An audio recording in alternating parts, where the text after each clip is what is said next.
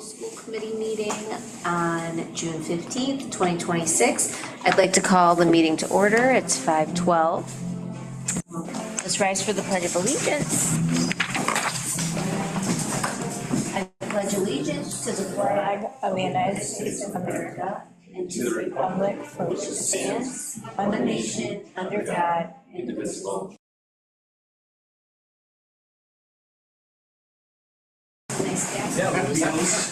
Name that too.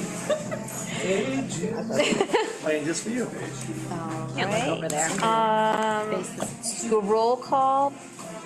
Pamela Blair, Assistant Superintendent for Business. Gregory Thompson. Gordon Smith, Superintendent of Schools. Antonella Rochella. Carrie Jarzabski. William Strother. Heather Brown, Assistant Superintendent. I have an approval of minutes. I move to approve the May 26, 2026 executive session meeting minutes as presented. Motion made by Greg, seconded by William. All those in favor say aye. Aye. Aye. Any nays? Abstention. Abstention. Oh, and one abstention. Oh, were you not here?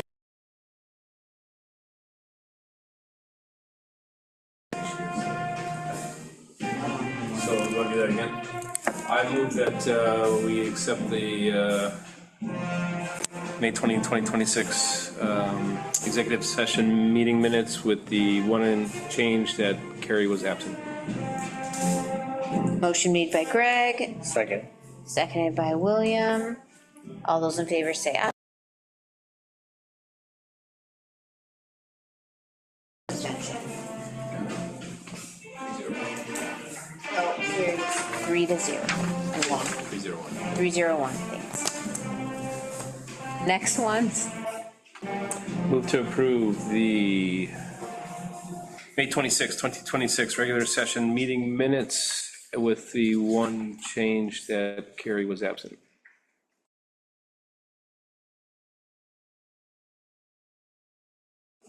All those in favor say aye. Aye. Any nays and any abstentions? And carries 3-0 to 1. Thank you. Okay. Any committee and subcommittee communications? Greg, you want? Sure. Since we last met, as you all know, graduation at the high school occurred. It was a fantastic night. One more time. Thank you, Antonella, for doing that. No problem. Great speech too. Oh, thank you. The Pioneer Valley Christian Academy contacted us last week. They asked if we had any furniture left from the high school. We are giving them library tables, 70 triangle desks, and kitchen appliances that were otherwise this week. The building itself, we're going to look to turn it over Thursday. We'll be out. The movers were there Saturday. They've been in. They'll be in this week, and we'll be done with it. They'll start abatement at the end of this week, and shortly start knocking down the pool and head west. Power gets shut off Thursday. And finally, the time capsule, the new time capsule, the 2026 time capsule, we picked a date to put it back in the ground. That'll be July 16th. And there are drop-off boxes for things that people might want to add to the time capsule at the town hall and library and fire station. Thank you. Okay.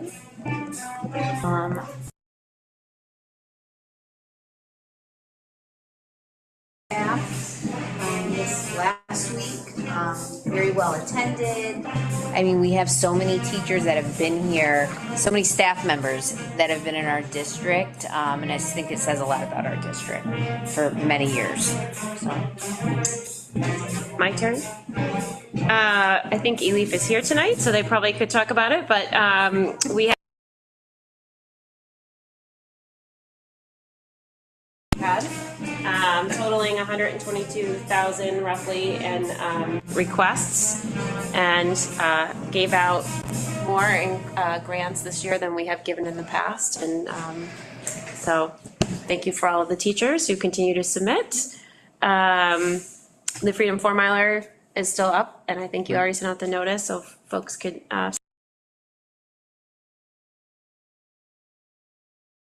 Or to Mountain View for backpacks? I have LPVAC tomorrow, or Wednesday, so I don't have any updates from there. No report, but I have a meeting on Wednesday as well.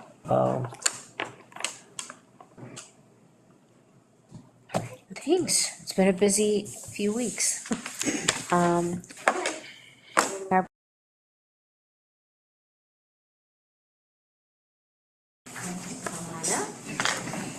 Request for fundraising event at East Long Meadow High School. But I will. Kevin Lennon, Brendan, sorry, Alex Lennon. Alice. Last time we were here, we presented the idea of ELEAF having the gala at the new high school.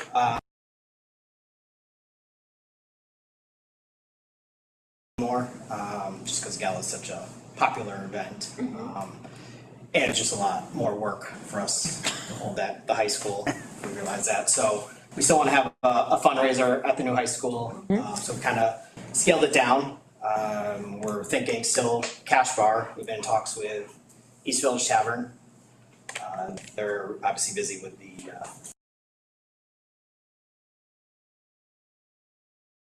do it. Waiting on the details.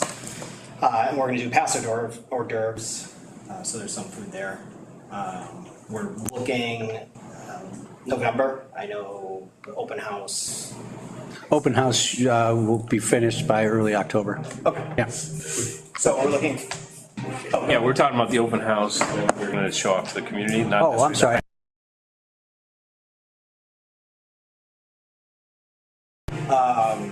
So we're, and the goal of this event is obviously to raise money, so it's just gonna be another fundraiser for ELEAF. We're kind of targeting raising money for some more Promethean boards, smart boards. Yep. We're looking at November 7th or the 14th, Saturday.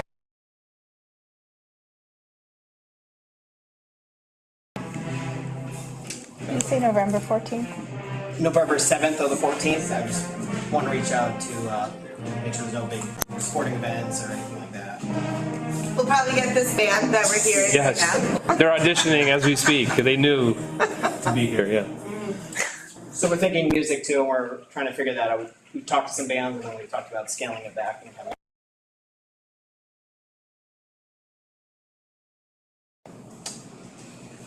Maybe like students giving tours. We talked about, in certain areas, obviously that were approved. So as you can tell, like we haven't totally defined like what this event is. We haven't, we meet once a month. Alex and Kevin have graciously.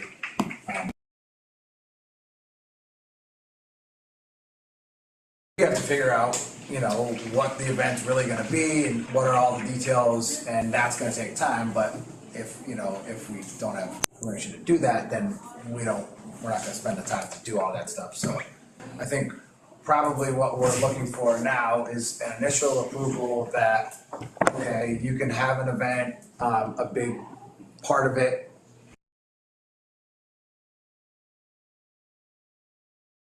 And then, I think we can certainly commit to having food as well. And that, I think having past hors d'oeuvres is the route to go there.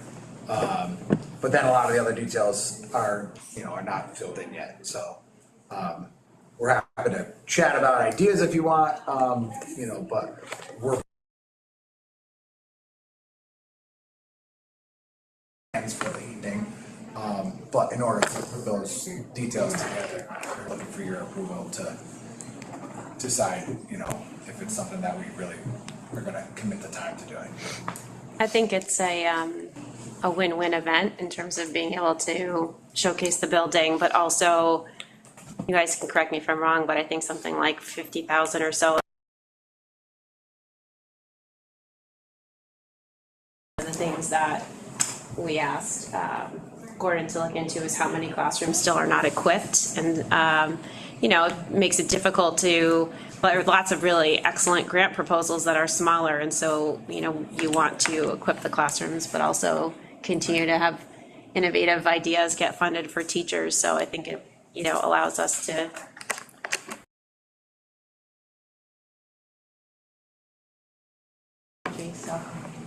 Yeah, we would, I think, you know, you're totally right, like, this whole smart board thing has been a challenge for us in the beginning. It's like, oh, do we fund these smart boards? And now it's like we get, you know, more requests for smart boards per year than we can, you know,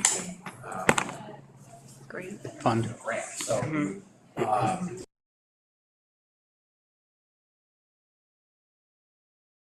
and we have 3 main events. The gala, we raise the bulk of our funds. The other events that we do, you know, we don't raise more than $10,000. So, you know, this isn't like an event for one smart board. We'd love to find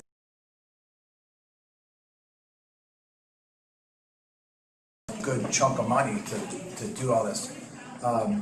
We're still trying to figure that out, you know, so I just don't want everybody to think like, oh, we're gonna have a fundraiser and everybody's gonna get smart board. You know, there's probably hundreds. If there's any businesses out there listening, Yeah. we would love your help. Absolutely.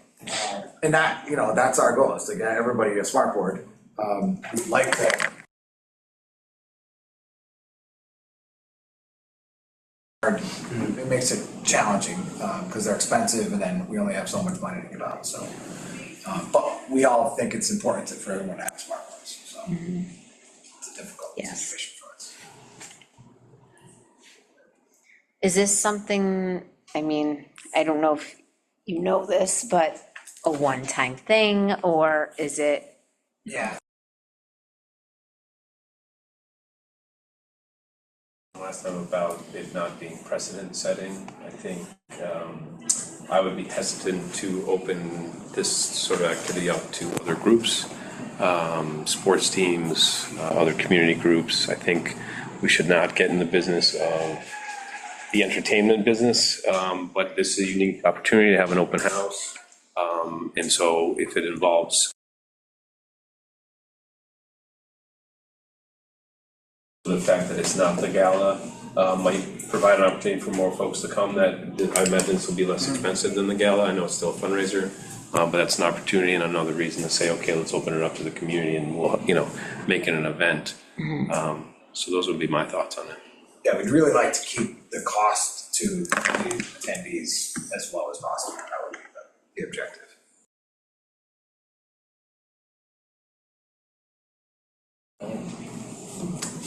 The dates more than anything, really, I guess. Frank, did you have anything you I don't know wanted if to jump he's in on it? ready to, Have a deeper conversation in a different setting. Okay. yeah. Do you know if November, there's any significant dates that we would conflict with? I believe there's a Saturday night where the Hall of Fame is running their.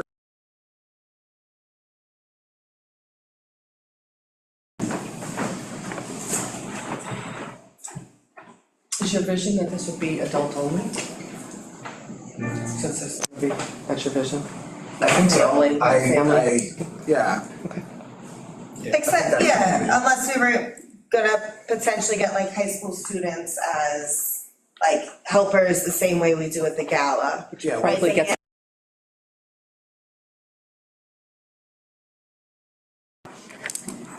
You know, I think probably a concern, like to your point, is around the alcohol, but Gordon, didn't we reach out to other school districts and? We did. This is We not had, a unique situation that other districts do. It's quite common for vocational schools to run events like this, especially as fundraising events. And then the other, we only had about 10, 11 were school systems that were opening a new school and they did something like this, and it was more of a one-time thing. They did it. They didn't have any other community groups after that come forward to ask to do these kind of things.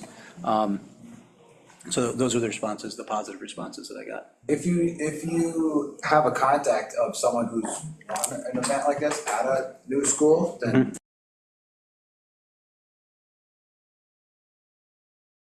you know, if they can help us identify Yeah, what works. I'll go back through my emails. Gonna make you work right up until the end, Gordon.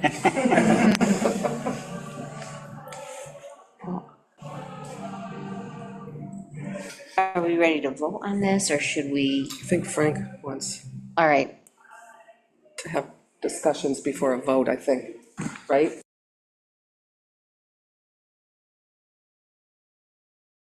You know, for the first time, having those conversations here on camera, it's not setting for that. no, I don't think so. So, In the very near future. well, our next meeting is next week. 22nd.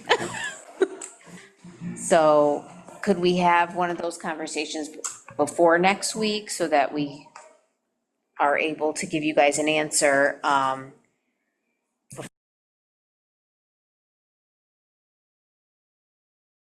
But, Yeah, I mean, certainly in right. the next, you know, week, we Okay. can, if we're involved with that conversation, that we can, you know, make people available to have a conversation about it, for sure. All right. Do you want one of us to be involved in that discussion? Would you like me to be involved in that discussion? I was gonna say, it seems like a great last effort, Sure. Okay. in line with all.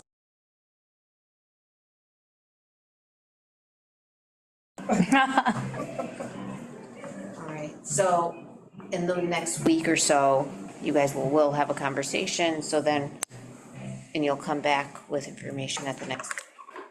So we'll put you on the agenda for next. If you can check the dates, so we can commit, if it's a date, Yes. give them the date confirmation. All right. How will we, I have both of their contacts. Oh, okay. We can- that's cool. We'll connect you. Yeah. Good. And before Monday, right? The You're 22nd. saying before Monday, we're connected. Yeah, Yes. this week. Yeah, I would say either tomorrow or Wednesday. Tomorrow or Wednesday. Not a lot going on at high school, is there? Like, Noon, and then Friday, everybody's out. Right. You know, probably find some time on Thursday over at Birchland, we can go there if we wanted to. We talk about it. I'm off Thursday. The need for the discussion is related to the alcohol in the high school, because I just want to make sure I understand in terms of, if anyone's requesting to use that building in the building request form, like that, this wouldn't be the process, it's because this. So just go through our office and we grant that, you know, based on availability and what the program might be, so. And then it This would, one's going to us because of alcohol. Correct. Okay. and it also has to go to the town council, which you all know already, yeah. All right. Okay.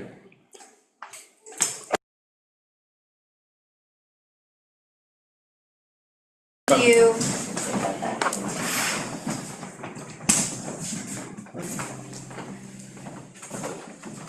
All right, our next item, our end-of-year status report. Okay, so we have three different presentations. We have the district presentation, which will come up on screen. It's a little bit change in format for. So if you don't have notes, you just have to check which slide is up when you're talking. No, that's fine. I mean, I can see it. This is District 1. But, so the district will go first, and then we have Birchland here, and we have the high school here, and we'll present our end-of-the-year status reports. You go to the next slide. So this just gives beginning of the year, middle of the year, gives you a look at our demographics, and sort of how we break down as a student population. And also, so it gives you race and ethnicity on one side, and it gives you some of the DESE breakdowns in terms of percentages, like the high needs, English. We've seen grow quite a bit in the last few years has been low income at 23.8%, and we're starting to see students with disabilities creep up. We were about 5 years ago below 20%, we're now at 21.7%. Going on to the next slide, we have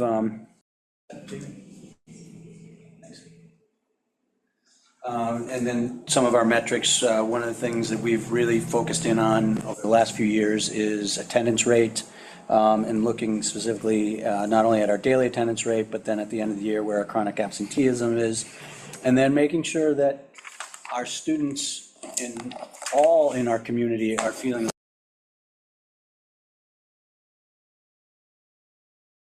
This gives you a breakdown. This is actually from DESE. So rather than giving you something at a power school, which I think the schools will do, this is where DESE has us as of March. So overall, ELPS is at a 96.3% daily attendance rate, which is higher than where we were last year. High school at 96.4, which is where they ended, or above. Maple Shade's about the same, 96%. Mountain View has crept up a little bit, 96.8%, and Meadowbrook has moved up a little bit at 96%. So we're doing well in getting students to school on a daily basis. Do you remember how low we were as a district at our lowest? During COVID? Well, yes. not necessarily. Consistently, and now moved up. Yeah, significantly. The other piece that even I'm getting reports that the audio's in and out, so I just want to fix it. Sure. We're just going to adjust for technical difficulty. Thank you. Yeah. Great. Okay.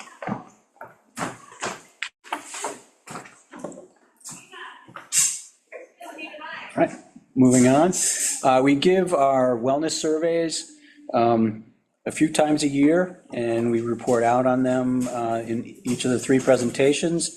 And these are not all the questions, but these are some of the questions that are more significant for our leadership team in terms of how we start to break this down. So in grades 6 through 12, and the schools will go into more details specific to the schools, to their school.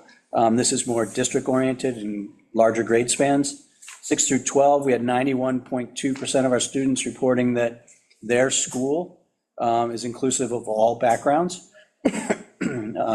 In grades 6 through 12, we had 84.42% of our students reporting that they feel that they can be themselves at school. We'd love to see that get into the 90s, so that's something that we need to continue to focus in on. And then something that we've been asking for years and want to make sure that all students have an adult to whom they can go to problem solve. We're seeing 91% of our students in grades 6 through 12 state that they do have an adult in the building to whom they can go to problem solve. In 3 through 5, we're seeing 90.4% of our students reporting that they feel welcome at school. And we have 92% reporting that they feel safe at school. And then this is just a little bit lower than 6 through 12. 89.7% say that they have an adult to whom they can go to help problem solve. And we're switching now to teaching and learning. Here, we've over the years tried to hone in on more specific metrics and be a little bit more realistic than the theoretical, well, if 80% of this will happen, because in theory, if you have 80%, then you'll have basically another 10 to 15% that will need core plus more, and then maybe 5% that will need more intensive assistance. We've tried to hone this mostly with iReady, and so a lot of the data you're seeing on the district level, because we've used iReady for a much longer time than we've used IXL or DIBELS. High school will go into IXL, and next week when we have Meadowbrook here, they'll go further into the DIBELS information. But we have, at least from the grade span level, much more information on iReady. And just to piggyback on what Mr. Smith said, while you're implementing curriculum, it could take anywhere from 3 to 6 years to see that improvement. So we're starting to see some movement, which is exciting. This is the iReady reading for 3 to 8. And you can see that all 3 schools that use the iReady reading are in that quadrant of high performance, high growth. And this is performance relative to the national norm. I wasn't able to give me the national norm slides yet because they like to wait a bit longer for all the schools across the nation. So this is as of here, at this time when we took this out, but it's looking great. And if you could just go to the next slide, please. If I could just, could you go back to that one slide? That's higher than we've seen in that quadrant. We're very firmly in the middle of that quadrant, where in past presentations, you've seen either all the circles or one of the circles closer to the midline. So we're excited to see that move firmly into that quadrant, that far right quadrant. This is a comparison from the beginning of the year diagnostic to the end of the year diagnostic. So you can see that 62% of kids at Birchland Park Middle School ended the year at grade level versus 48% that started at grade level. So that increased. Again, like Mr. Smith said, ideally this is getting closer to 80, but each year we're seeing a little bit more. Maple Shade was 37% to 60, and Mountain View was 38% to 64%. And then connected to the metrics we actually shared in that SMART goal, you can see this is for each grade, but in total, 62% met their typical growth and 33% met their stretch growth for reading.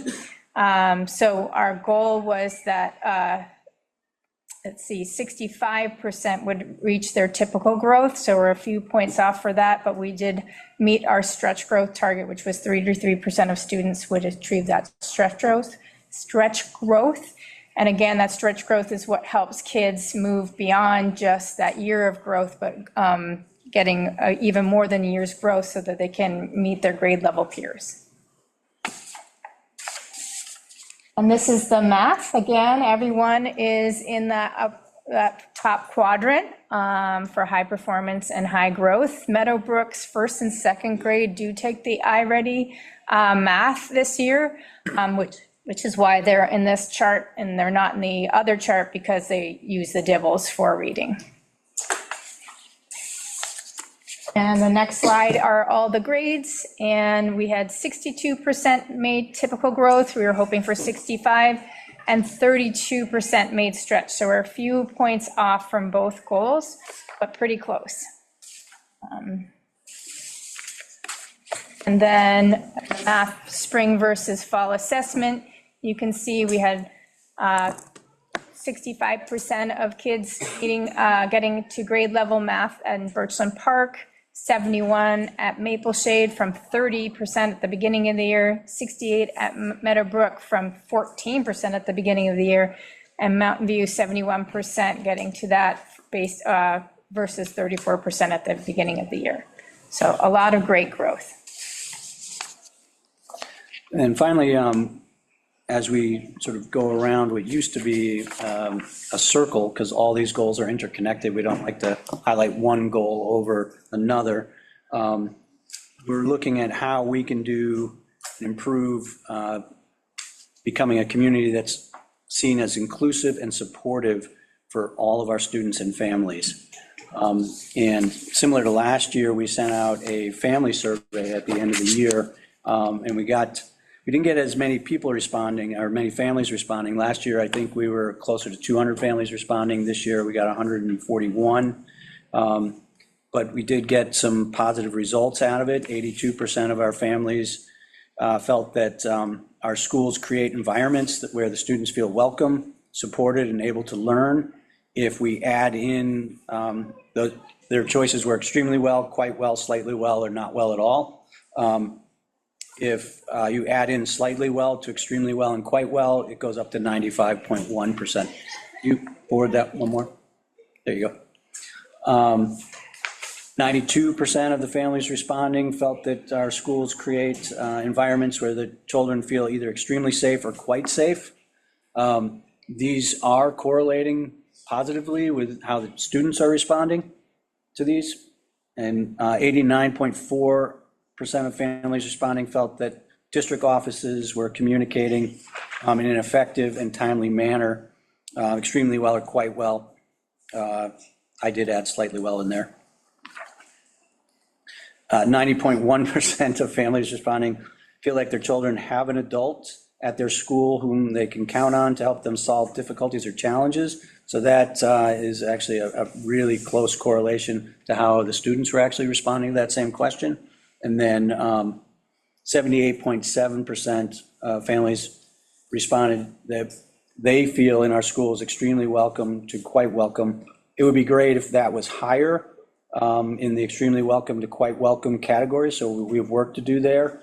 It does go to 93.6 when you add slightly welcome, but I don't know that we want to characterize ourselves as just being slightly welcoming. We want to be welcoming to all our families.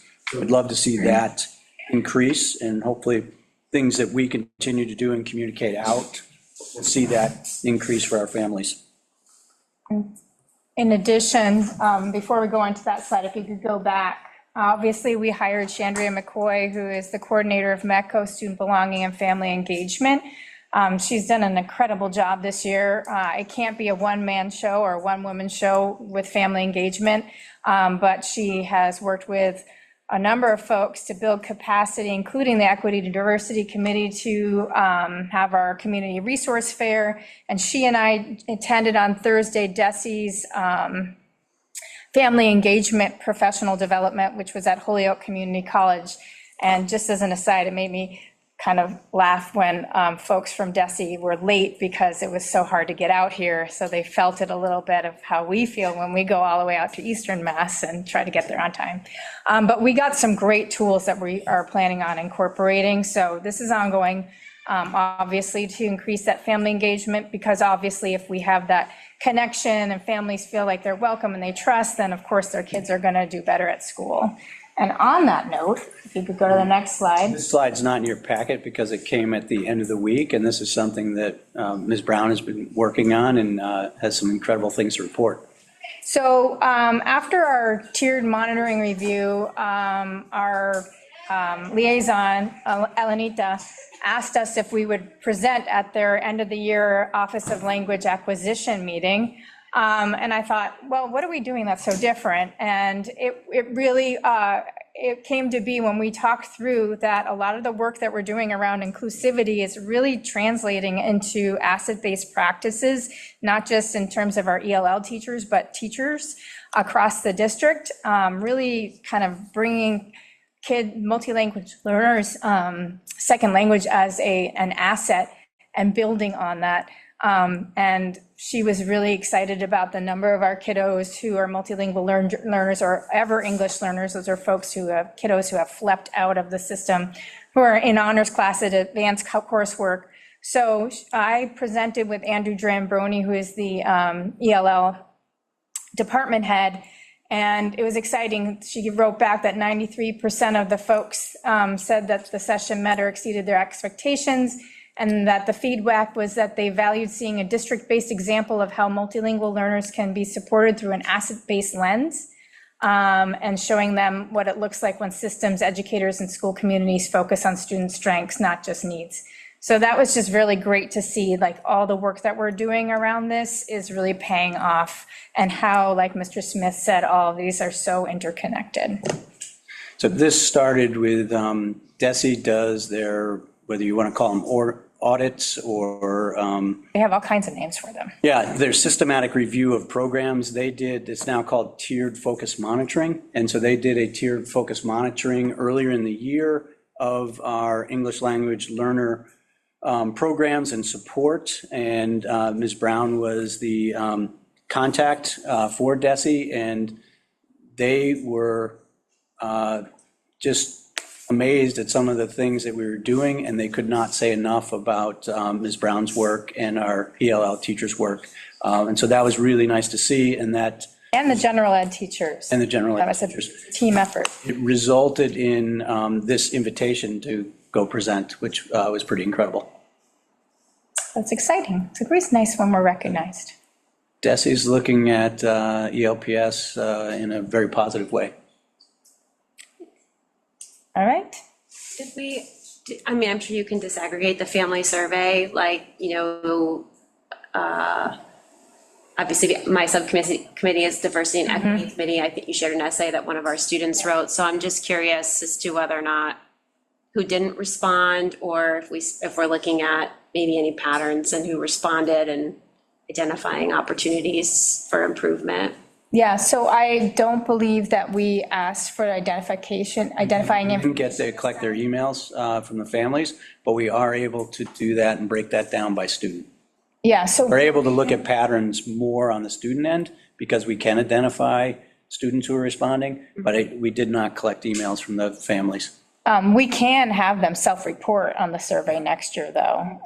Just like I'd love to see this is teaching this student achievement data disaggregated too, just to see which groups are really, supporting well and which groups we still need to work on supporting, so. And then I was just curious, we're going to hear the school reports, but, in the areas where we didn't necessarily meet the goals that we set for ourselves curricularly, or is there anything you're thinking about differently going in? It's hard to parse out curriculum and instruction. I really feel like it's very important to have the high-quality instructional materials in front of folks. That's the what we teach, but how we teach also needs support. And so, we're trying to leverage a bunch of different things. I'll be talking more about another grant that we got that will help. So like I said, it's hard to parse out when folks are implementing new curriculum, though. It does take many years because not only are you trying to internalize things, but often it's a shift in how you teach altogether. And, folks need support in that.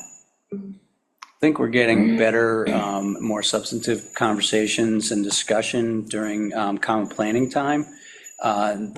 Having the coaches involved in that at the elementary level has been very productive, and actually at the middle level as well. This is only year 2 of that happening. And those discussions have been, just as I said, more substantive, leading to more actions taken after those meetings than we've seen before. And it's only year 2 actually for math. The year before that, we didn't have a literacy coach 3 to 5. That was me, so they only had me, which is not as great as Denise's. Right. But I think now we're having the conversations on a weekly basis that actually enable and push people to take actions, which I don't think was happening before. Also, the more structured learning walks where they're getting feedback off of that, and then probably even more importantly, that the team that's walking gets a chance to really debrief, and then they take that into the common planning time as well. So I think that's going to have some movement. I also think, Joni coming on board, the curriculum and instruction is her background. So she's going to have new ideas that may push that forward as well. Get rid of the dead weight, bring in the superstars. Questions for us?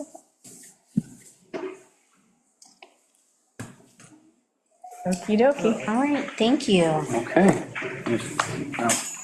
Want me to call up the? Sure. All right. So our next presenters are from Birchland Park, and we have Mr. Pearson and Ms. Jungai Andrew.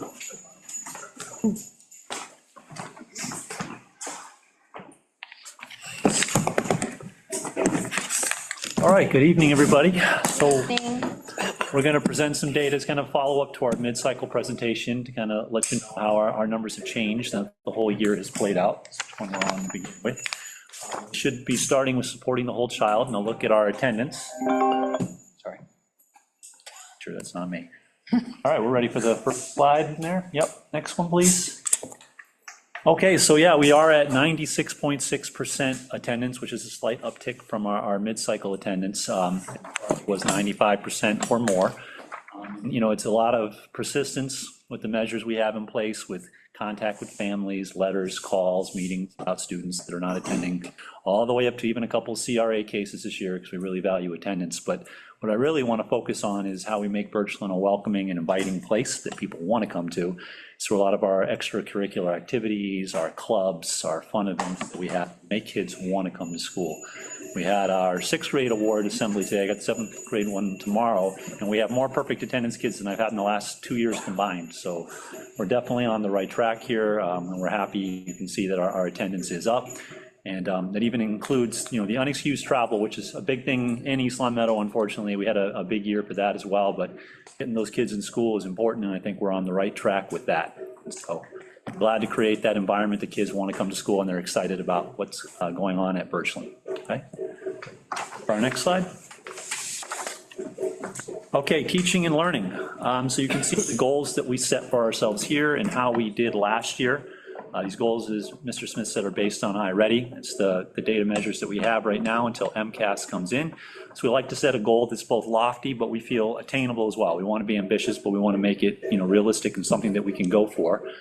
So that was our goals. If we go to the next slide, you can see how we actually performed this year. We did pretty well. You can see, again, we're all in the high performance and high growth, as Mr. Smith alluded to earlier, and that our green in the spring has increased quite a bit from the fall, and our red has reduced, which is the ultimate goal of everything that we're doing. But we're moving kids in the right direction, all right?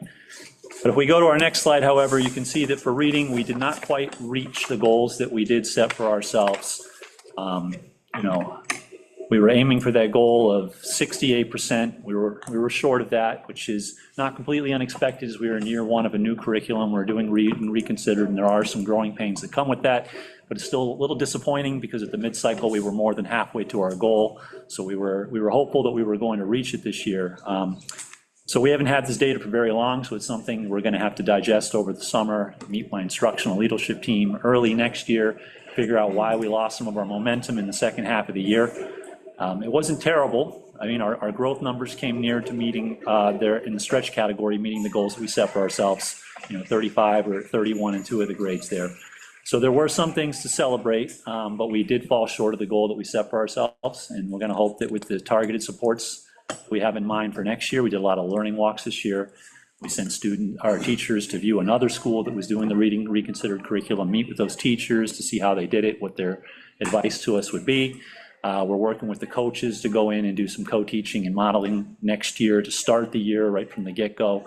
And so year 2, a little more comfortable with the curriculum, what's required and what we need to do to adapt it to 50-minute lessons versus 90. I think we'll continue to grow in that as we get more comfortable with it. So while we're disappointed in there, if you look at the next slide, however, we're still outperforming the state and the country when it comes to comparing our performance in iReady, the benchmarks here. When you look at the green, we're much higher. The red, particularly in the 8th grade, we're far below what the state and the national norms are. So even though we're disappointed that we didn't reach the goals that we set for ourselves, we're still performing well against the state and the country as a whole. So we're satisfied with those numbers. All right, but if we go to math on our next slide here, again, you'll see the same thing. We are high performance, high growth. Remember in the winter, I said we always had that phenomenon where we had the 7th grade and the low growth and high performance thing, and they always rebound by the spring, the way they schedule their units, the way they set things up, and there they are. They're the top dot. I know I can't show that on here, but again, they did a great job for us, but all of our grades were in the high performance and high growth. And again, we greatly grew our green while reducing our red from the fall to the spring, which is our ultimate goal. And when we go to the next slide, you can see here we were much closer to reaching our goal than we were in English. And our grade 7 finish did beat the goal, 68% of them reaching the typical growth, but we saw improvements from last year in both grade 6 and grade 8. And for our stretch growth, we met it in 2 out of the 3 goals. So we're helping them to make up the ground. Some of the students might be missing the need to make up more than 1 year's growth to catch up to their peers. We're heading in the right direction there. And we'll continue to work with math as well. We did a lot of support this year, a lot of discussion about the shift with illustrative math and kind of the philosophy of creating mathematical thinkers versus students that are just practicing over and over till they get something down. We want students that are able to attack any problem, no matter how unfamiliar they are with it, and have a way to go about it. And that's kind of the whole goal of IM. That's the mindset we're trying to instill, and I think we're making progress, but we're never satisfied. So when we go here again, just like the reading, we're far outstripping the state and the nation when it comes to comparing us with the benchmarks, a lot more green and a lot less red, particularly again in our 7th grade, which does an incredible job every year for us. And we want to keep those numbers going while we keep pursuing the goals that we set for ourselves as a school. Okay. On our next slide, we're going to talk about our next goal under the inclusive and supportive culture and climate. category. Our job, again, is to make sure that all of our students feel included and welcomed, and that they have their own niche in the school community, in the school, and are a part of a school community overall. And so some of the steps that we've taken, we've implemented a mentoring program. This has been going on for a couple years now with Maple Shade. And the goal there is to not only have younger students start to feel welcome before they even come into the building as sixth graders by reaching in, tapping into them. We did this from January to June. We just finished it up. We had 2 cohorts, 10 students each, and then we identified. Sorry. Sorry. Hear them say it's the last song.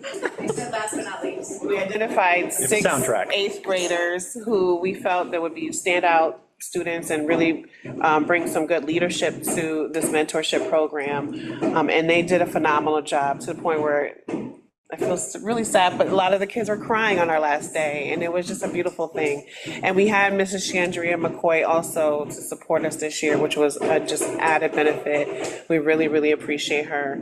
But that those students coming up from Maple Shade are now already feeling that sense of belonging and preparation to come into middle school, and our students are also benefiting from some leadership. We also have our student council and diversity club. They put on quite a few events this year, and spirit days and whatnot, and our goal was to make sure that we continue to tap into them and figure out what are their ideas that they would like to share with the leadership, so that we can implement them as we improve our school. And of course, we can always do better with that, making sure that we meet more often, if even. But this year, the goal was to really identify and highlight student voice. And then finally, on our feedback surveys, you can turn to the next slide. Our goal is to, again, make sure that everyone feels heard, supported, and included, and we're really, really happy with the results. Of course, we would like them to even improve even more. But in our school climate and wellness survey that we took at the end of May, all of our questions, students responded favorably, and these are some ones that we really wanted to highlight, particularly the belonging and school climate category.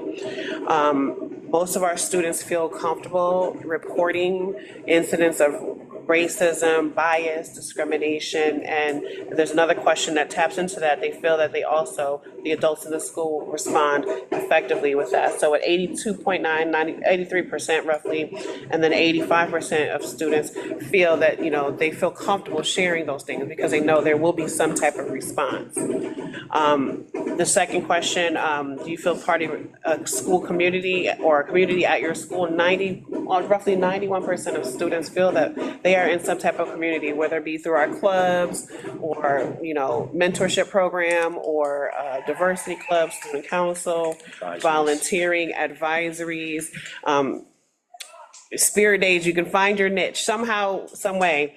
The students are really having fun overall and are finding that they are a part of the community there. And that, again, you can just kind of go through the numbers. 83.9% of students feel that they can be their true selves. 92.3% of students feel that the teachers are there smiling and greeting them every single day so that they do feel comfortable as they walk into the school. And that 91.8% of students feel that the school is inclusive of all backgrounds and identities. And it's very important for us to know that they feel that way. And of course, again, we want to make improvements wherever we can. So that will be our focus next year, to really strengthening our school culture. We really are happy to hear that students feel that, again, adults at home, but also in school, are trusted adults that they can rely on to help them and respond to things when they have issues and whatnot. So 97.5% of students have family members or adults outside of school, and 91.4% of students have teachers or other adults in the building that also are very, they're comfortable with to report.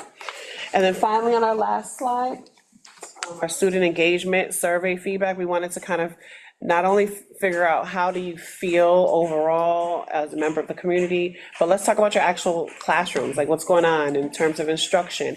Are you getting feedback so that help you become a better student?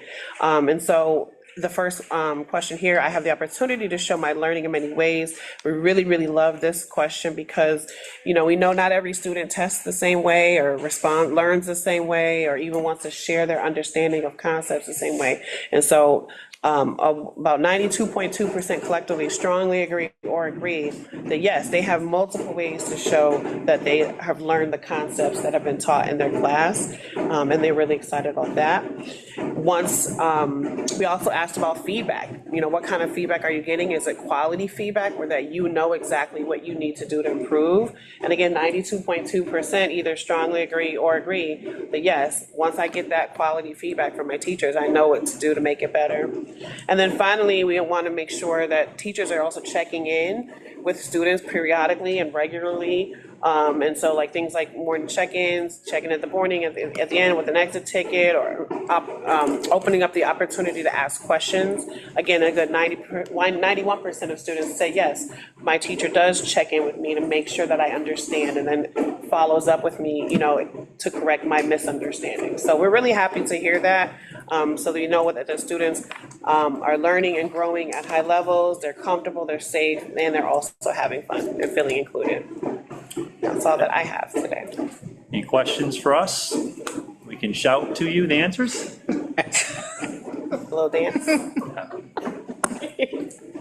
You guys did a good job presenting. Drumming. Excellent. Thank you. All right, thank you. Thank you. Appreciate it. Thank you. Thank you. 2 minutes.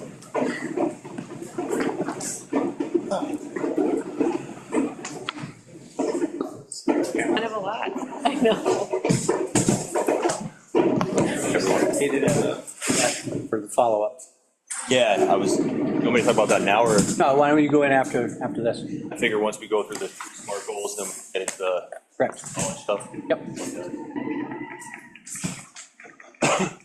Good evening, everyone. Evening. What? All right, so just to start us off with our SMART goals, Gary's going to start by going through the supporting horizontal goal and talk a little bit about attendance. I'll go through achievement and learning, and then Ann will bring home that part of our presentation, just going through the inclusive and supportive culture. And then from there, we'll talk a little bit about some of our post-secondary success of some of our students from previous years, and also this year's graduating class. So, that. So as Missy and you guys have already heard, our average attendance is at 96.3%, which is a big number for a high school. It's a great number for us. Ironically, we got to most of this really through more of accountability, so to speak, which has led us to the opportunity to make an equitable space and build inclusive environments for kids. When we make phone calls home and we're talking with parents about a student losing credit, or when the student themselves is concerned about losing credit for a course due to their attendance, it tends to open up the doors for great conversations, because they're more open to tell us what's really going on. Why don't you want to be in this class? It's not uncommon for us to have a student with one class total where they'll be above 20 absences, and the rest could be well below 10 in some cases. And so it does open up a lot of great conversations. So we learn about conflict, we learn about challenges in the classroom, we learn about, challenges with 7:25 a.m., which a lot of kids have. But the beauty of it is that because we've been sustaining this effort now for 2 years, I think the kids, they're proactive with us now. I have more attendance recovery sheets for kids who don't need it than I have for kids who do need it. So they think they're gonna pass 20, so they'll come and grab a sheet from us, and I had a girl turn in, I think, like 12 recoveries, and she doesn't even need one. So I think, the interesting thing is that the accountability has opened a door for us to actually do the things that are in this goal. Because prior to this, there was no accountability. The kids could avoid the challenges. They just didn't go to class. They wouldn't have to explain it. They wouldn't have to address it. Now we're fixing problems. We're getting ahead of things. We are responding to things sometimes reactively, but it really has created an opportunity for us to dig in and understand more why kids are missing. And I'd say we probably have 50 kids who have completed successfully credit recovery. And like 2 years in a row now, grade attendance recovery, 2 years in a row, seniors have skipped their skip day because they didn't want to make up that time. So that's 2 years in a row. But now we have freshman skip day, sophomore skip day, and junior skip day. So it keeps coming. That's not endorsed, by the way. It's not. It's frowned upon. Not sanctioned. The students are organizing that, and we're families to end those practices. Mr. Smith does usually attend, but. So we go to the teaching and learning. So Yeah, okay. So jumping on to the next one, we talked about this a lot at the mid-cycle. I think we know the IXL scores are not where we want them. But Ms. Brown, myself, Ms. McVetti, who's the English department head, Ms. Derry, who's the math department head, we've had lots of conversations about how we're looking to adjust what we're doing with our moving away from a diagnostic and moving more towards in-course assessments going into next year to get better data to really demonstrate where our students are, making gains and understanding the material versus the diagnostic, which, we've talked about some of the struggles we've had with grading that because it's hard to grade a kid if they're scoring at a 5th grade level and that's actually their actual level, marking those students down. So moving that more into an assessment where we can collect some of our data and monitor our students' progress within that course that is specific to that course. Having both a midterm and a final connected both to some of the IXL data that we're recovering and also connected to the coursework in algebra and geometry, and then doing the same with English and aligning it to some of the skills we're working on within the Odell curriculum, looking at information, their analysis of informational text, and looking also at their analysis of different works of literature. So, but just to talk a little bit about the math, so what you see there is an aggregate score of grades 9 and 10. If you break that piece out, based on the data that we have, only 22% of our students within the IXL diagnostic were testing at the grade level of that assessment. For sophomores, for math, it was at 17%. And then on the ELA side, we did see better scores for grade 9. We saw 59% of our students testing at or above grade level in grade 9, and then grade 10, unfortunately, we did see that dip again with down to 30% for students at or above grade level.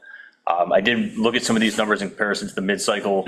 Some were going up, some were going down. It was hard to really draw great conclusions based on some of the data that we did have. But we do think that the shift we want to make next year with building our own assessments within the IXL program, because I do see a lot of value in that program, and allowing us to collect data for progress against the standards that we're covering within that curriculum will give us more actionable data than what we're seeing now. So, Is this data similar to what the students are scoring? Like what their grades are for each marking period? they're not. They're also not in line with our MCAS data. If you look at our MCAS data, we're above the state average in almost every standard, but in both ELA and math. And our students are passing at a very high success rate in these courses. So I think that's what's telling me is that our approach to using diagnostic where kids aren't being graded, and that accountability piece, I think, is a big part of this. I think it's also just there's some test exhaustion in there. I think is really driving this based on conversations we have with staff, conversations we have with kids.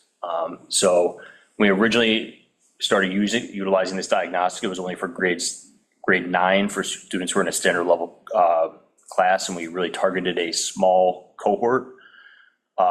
And the idea behind that data was used as a screener to identify students who might need additional support going into their sophomore year, identify and assigning those kids to that sophomore team. I think when we expanded it to all of grade 9, all of grade 10, I don't know if it's giving us the data that we necessarily are looking for.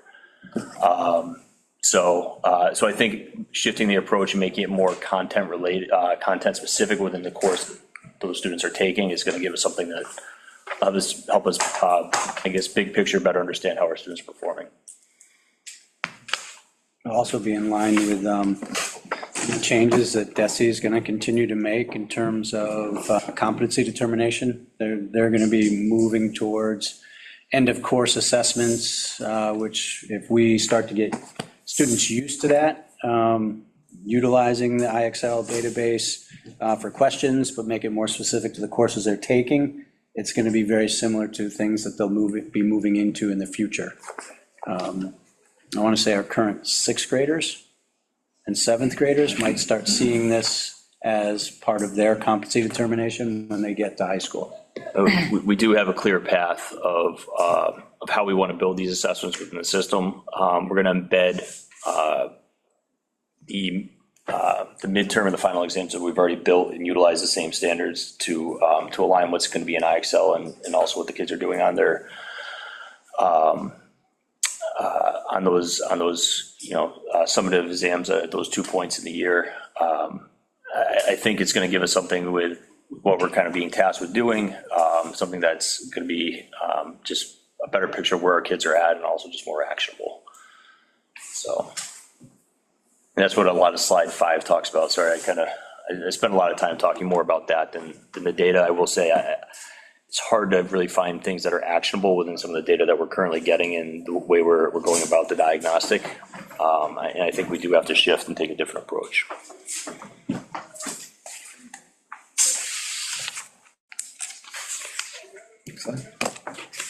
So I just went through slide 5. Does it make sense to jump to slide 6? Okay. So in terms of, just like, Natalie was talking about inclusive and supportive culture and climate at the high school, we utilize the DEI committee.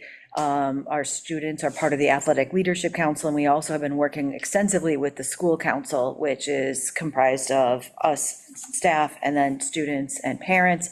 And that group has really become almost like a sounding board in some ways, but also almost like an advisory committee in some ways as well. If you look at the charts here, you can see that 89% of our students have reported that they have a trusted adult that they can count on to help them. You can see that we also have about 91% of our students responded that they have that they feel that ELHS is inclusive of students from all backgrounds and identities. And then 86% of our students feel that they are part of a community at ELHS. We are trying to do a lot to make students feel even more included. We're trying to expand programming. Every year, we seem to add more clubs, and we're trying to target larger groups of students to get involved. I've been working with Chandria McCoy, and we have some male students who have been part of the Academic Leadership Association, and they meet weekly with Chandria and Valenti Tulloch. Next year, we're going to be expanding that to a girls group as well. And she's really working with kids who traditionally have felt kind of disenfranchised. And so we're hoping that this is going to help kids feel, more included and feel like they're a greater part of the community. We're increasing the number of unified courses that we're offering. And we're expanding certain programming. We've had more nighttime programs for students and their families to come into the school. At the 8th grade informational night, we also had some representatives from clubs there, so students can actually see what's being offered. We've tried to increase just the amount of things we do for spirit and climate, more pep rallies, one each season, having spirit weeks, and just trying to expand, that sense of belonging. So that takes us to the end of the SMART goal presentation, and we are going to transition a little bit into just talking a little bit about some of our students' post-secondary planning and success. Before we jump into that, is there anything you guys want to hit on with the SMART goals? I just want to make a little plug here before we jump into that piece, because I am going to be talking a little bit about college. College is very expensive, as a lot of you in this room know, especially who are putting kids through college. I'm excited just to share this news. Our guidance staff has been working with this group called College Affordable. They're a nonprofit and they're based on the other side of the state. We've been working to establish a partnership with them over the last couple of months in order to work with us, because even though they're a nonprofit, there's a cost to running their operations. They did seek and get funding from the Davis Foundation, which supports different educational initiatives. Because of that, the funding that they receive, they're going to be able to work with East Long Meadow Public Schools free of cost for all of our parents. basically what their group is, they are a group that has established an approach where they are trying to help families and students with the financial aid process, trying to lower costs. Really what their approach is to create a realistic family budget to measure affordability, so work with families on that, optimize scholarship opportunities with target colleges, assist with completion of aid and grant applications, review and interpret financial aid offers to allow for a fully informed decision, and review potential lenders to select the best opportunity. So they're going to work individually and also run seminars in our community starting in the fall to just go through that financial aid component, which I think is going to be a great opportunity for our kids and our families. All you have to do is register with them, and they'll start contacting and working with you, setting up one-on-one appointments, setting up webinars, just to talk to you a little about the process, because it's obviously very comprehensive now, and college is not cheap. So they're not looking to kind of do this, a one-off here and there. We're the second school out in this area that they're working with. The other one who they just started with this past year is up in Northampton. And their hope in this process is to hit at least in the first year about 50% of our rising seniors. So they want to work with as many and as much as possible. So it's a great opportunity. I think it's going to be a really good thing for our students and our families. And I just want to, talk about it because we're on camera and give it a little plug. So. Not only is this amazing for all the reasons you just said, but with the new graduation requirements, all kids are going to be required to fill out the FAFSA and the MAFSA, so this is going to be really, really helpful. No, you live in Northampton, great, correct? I have not heard about this, so I'm writing it down to see why I have not heard about this yet. So, and he did ask me to share as well. This doesn't extend just to our students and families, but if there's, any staff members who have students who are going to college as well, to work with those individuals. Cool. Frank, I imagine some of these staff, our counselors, guidance, and career counselors have done in the past in terms of counseling students on their. A little bit. Okay. We don't heavily weigh into the financial aid aspect of the process. So our staff will obviously continue to work with families on the college planning process, but when it comes to the financial aid component, that's where this group's partnering with us to kind of fill in that piece as well. We've brought in financial aid speakers in the past, but obviously, our counselors are also not accountants, right? So, understood. Yeah. What I don't want to do is lose sight with our staff. 100%. Put it all on this group, and then this group goes away in 5 years or whatever. So this group is not about the college planning process. Okay. And making sure you find the right fit for the schools. It's making sure that you can afford some of the schools that you're applying to.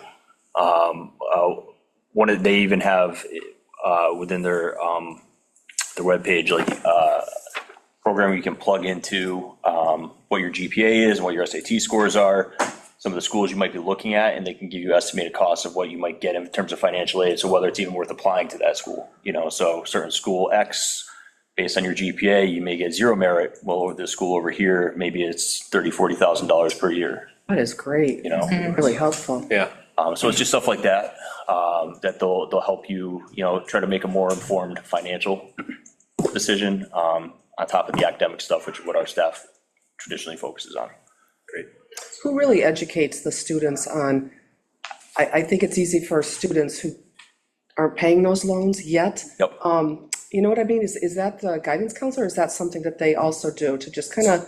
That's a big part of this partnership. And the guy who started it, he learned all of these things going through this process with his kids, and there's so many things that he's learned after the fact that he's like, I wish I had known. Yeah. So he just felt like with where college was ballooning in terms of its cost, that there's got to be somebody who can also help families navigate this piece and make college affordable. It's wonderful. So the guy's great. He's going to be coming to the school in the fall to run some different seminars right off the bat, and we're excited about it. It's one more great thing for our families. So with that piece, so this, I know, a conversation that has been a little bit ongoing, and I do want to thank Ms. Brown and just Open Architect for putting some of this data together for us.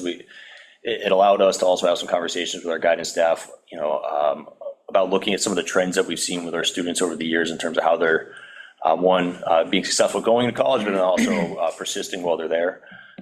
So that first slide, slide 7, just talking about post-secondary success, gives just a little breakdown of how many of our students are attending either 2 or 4 year schools, and how many of them are persisting beyond that first year. What's great to see is we're seeing consistency in terms of trends, from 2023, 24, 25, 73% of our students attended a 2 or 4 year school, 85% in class 24, class 25, 78%, which just gives us an average of 79% for that aggregate of those 3 years. So just seeing that consistency is great. We're putting about 80% of our students who graduate into a 2 or 4 year school. And what's also just awesome is the number of those kids who continue on to that second year. So the class of 23, 89% of those students continued on to their second year, and the class of 24, 95%. So a large majority just stayed in school and continued on. We don't have last year's data yet, because obviously those students just finished up their first year right now. But it is great to see. So. And just continuing that conversation and jumping down to the next slide, just talk a little bit about the class of 28, which was also, I think we all know, another phenomenal class. 26. What's that? 26. Oh, what did I say? 27? 8? Okay, sorry. Back it up. Jumping ahead. Class of 26. We had 186 students graduate. 70% of those students had a GPA of 3 or better. And just, we also run Latin honors. Latin honors are, they match what happens at the college level, where we just recognize students. It's basically our honor roll that we run at graduation each year. 6.5% were in that first tier. If you were at graduation, you saw the bronze honor cords from cum laude honors.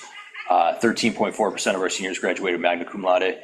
And then the last one, 26.3%, which is your highest GPA, which is equivalent of like a 3.9 on a 4.0 scale of our students graduated with summa cum laude honors. So it was great to see, and you can see that in just some of the coursework they take.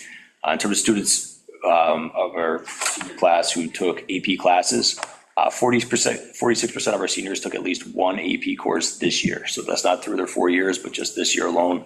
And 72% of our seniors took at least one honors class this year. So it's just great to see our kids challenging themselves, taking those higher level courses and also being successful. The college plan one, I do want to say the numbers are great, but there's a slight grain of salt with that. Those are their plans for next year, but we don't have their enrollments yet like we did on the previous slide. But 71% of our students are reported that they're planning on attending a 4-year college, and 25% said that they were planning on attending a 2-year college. So that's 96% of our kids going on to a post-secondary school next year. I hope, and I would love to see that number stay at 96% when we get that data through Open Architect next year. So kids are going on to do great things. They all have plans after they leave us, and it was just really great to celebrate this class a couple Fridays back, and see where they're off to next. So. Actually, in the packets, we included where class of 26, their post-secondary plans. Yep. And so you have some kids going to phenomenal schools. We have pretty incredible schools, and if they're not going to school, they have some pretty good plans as to what they're doing. What kind of tech schools are they going to? I saw a few were going to tech. Is that auto tech usually, or? So we have kids going to Porter and Chester. Okay. We also have had kids go to, so they're listed under the 2-year plan, but there are vocational programs at those schools. We have some kids going to Stick for HVAC. Okay. Asnuntuck also runs some vocational programming as well. So there's other programs out there at some of the 2-year schools, which is I think why you see that 25% higher, because it's also taking into account some of our state community colleges. So are there trades programs at the state community colleges, you're saying? Yeah. That's great. That's fantastic. Yeah. And then, It's free. yeah, that's even better. Yeah. Even Asnuntuck is free too. So it's not free to mess. Oh. Fascinating. So a lot of our kids, because of that new free tuition, opt to go to Stick or HEC. Great opportunity. Yep. Especially for a trade, yeah. Yes, Have as many. that's right. And just one sole graduate joining the military, is that lower than usual, would you say? Yeah, Varies from year to year. Some, I'd say it's usually 5 or less. It's single digits every year. Yep. Yeah. Interesting. It's a smaller class. Yeah. You think about Yeah. it, 186. Had lots of kids who took the ASVAB this year. Lots of them kicked the idea around. Okay. We had, one student who applied to West Point, I know that. We had kids that looked at different military academies. But ultimately, they make decisions that fit them, so. How do our AP, how do our numbers compare to other schools, do you know? In terms of the percentage of students who take APs, so I don't have a comparison in terms of Long Meadow, Minnetonka, where those numbers are at. I can just go back to our honor roll status from the College Board that we got back in January, where they recognize us for a high percentage of our students taking APs and also a high percentage of our students who were taking AP exams and receiving college credit. Actually, so just based on that metric, so awarded. I think either you got 3, if not 4 points for the amount of people taking APs. Yeah. Yep. So while I don't have that comparative data, the metric where we're getting recognition for having high percentages of students who are taking those classes and taking the exams and receiving college credit, it's good to see, but it wouldn't be bad to, get that data from other districts around us just to see how we stand up.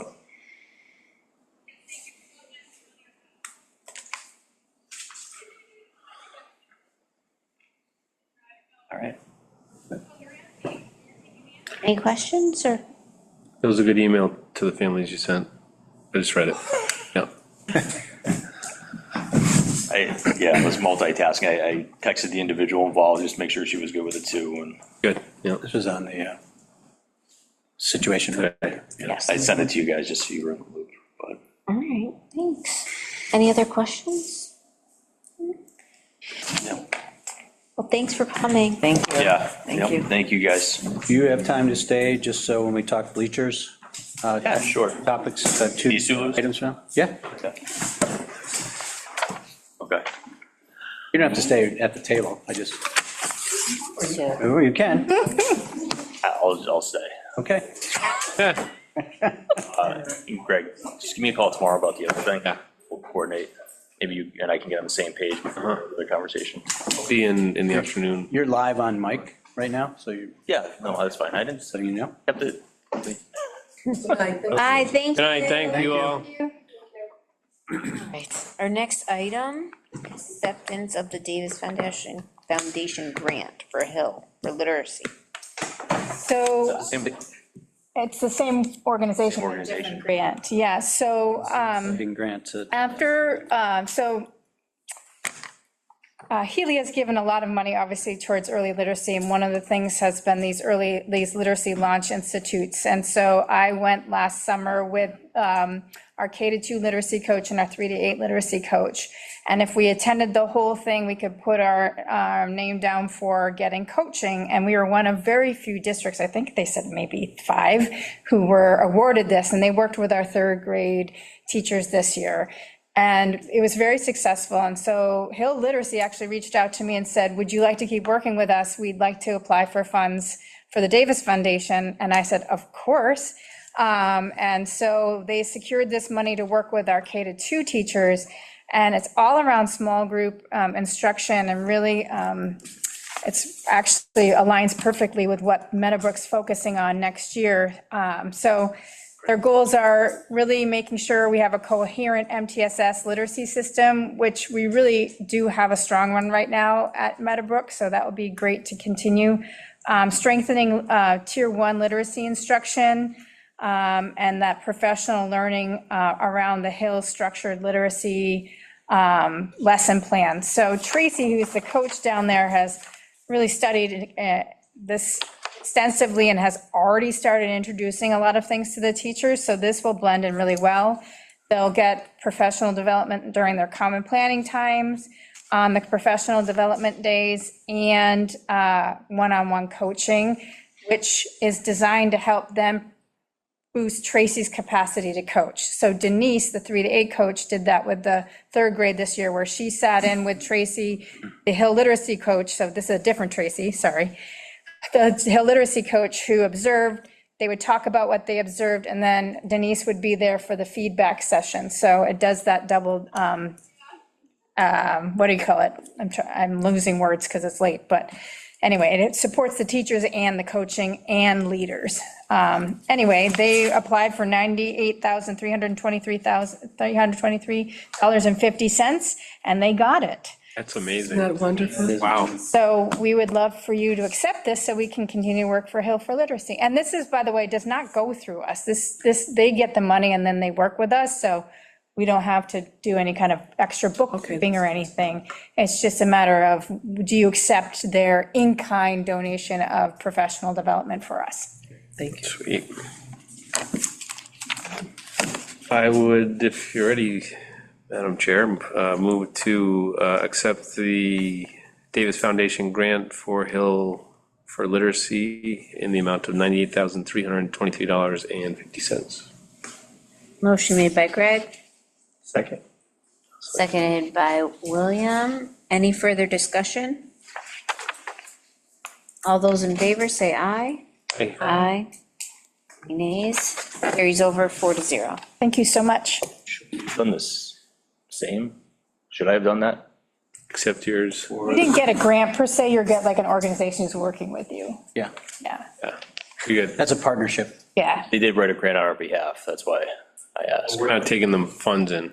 Okay. They're paying, yeah, right? But it is similar, so you brought it to their attention, so that, yeah, being very transparent. No funds are coming Right. into the, actually, no funds are coming into Right. the, That's what we're accepting is the money. All right.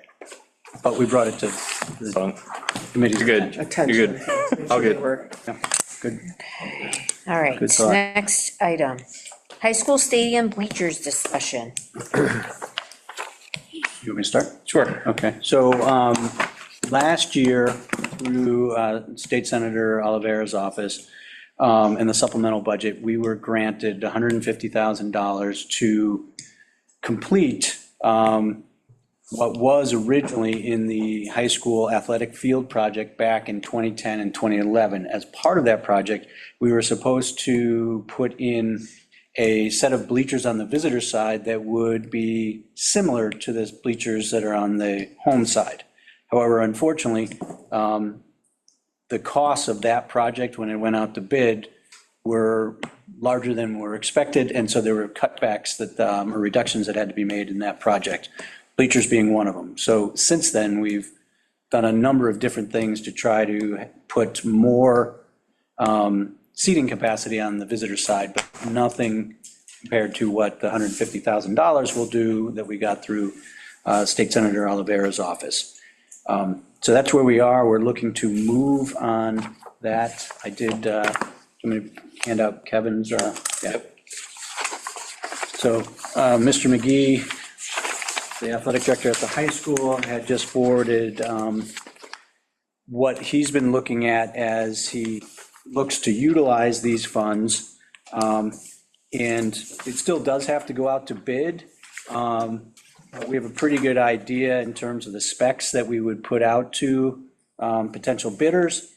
And the hope would be that it's ultimately bids come back under that 150, but we're right at that mark. If you turn to the second page, I think it's, if we got everything that was initially talked about, it's an estimate of about 161,000. So it still has to go through the bid process, and I know you wanted to talk. Yeah, so there was some discussion about putting this into the high school building project because it's grant money and some other constraints.